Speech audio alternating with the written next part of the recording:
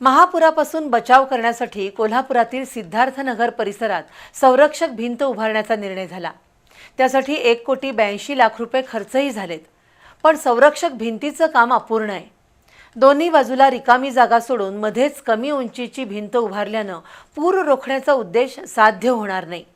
किंबहुना 1,82,00,000 रुपये अक्षरशः पाण्यात जाण्याची शक्यता आहे। त्यामुळे ठेकेदार आणि महापालिका अधिकाऱ्यांची बेफिकिरी पुन्हा एकदा दिसून आली आहे। कोल्हापूर शहरातील सिद्धार्थनगर परिसराला पंचगंगेच्या महापुराचा मोठा फटका बसतो। अनेक घरांमध्ये पुराचं पाणी शिरतं। पुराच्या पाण्यापासून बचाव व्हावा यासाठी संरक्षक भिंत बांधण्यासाठी 1,82,00,000 रुपये मंजूर झाले।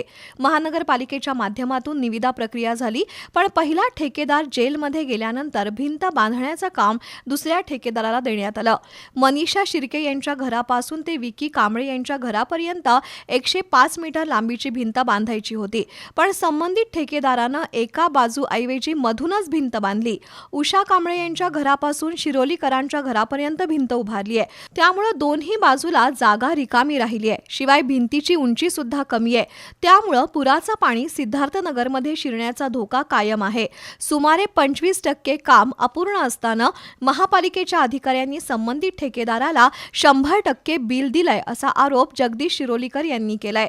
शिरोलीकर यांनी याबाबत महापालिका आयुक्त आणि उपशहर अभियंता सुरेश पाटील यांच्याकडे तक्रार केली, पण त्यांच्याकडूनही दाद मिळाली नाही। भिंत अपूर्ण असल्यानं महापूर रोखण्याच्या मूळ उद्देशालाच हरताळ फासला गेलाय। आता या कामासाठी आणखी 50 लाखांचा निधी लागेल असं सांगितलं जातंय। मग 1,82,00,000 रुपयांचं नेमकं काय झालं? काम अपूर्ण असताना ठेकेदाराला 100% बिल का दिलं? त्यामध्ये कुणाचे हितसंबंध गुंतले आहेत? या सर्व प्रकाराची चौकशी करून संबंधित अधिकारी आणि ठेकेदारावर कारवाई करावी अशी मागणी होतीये।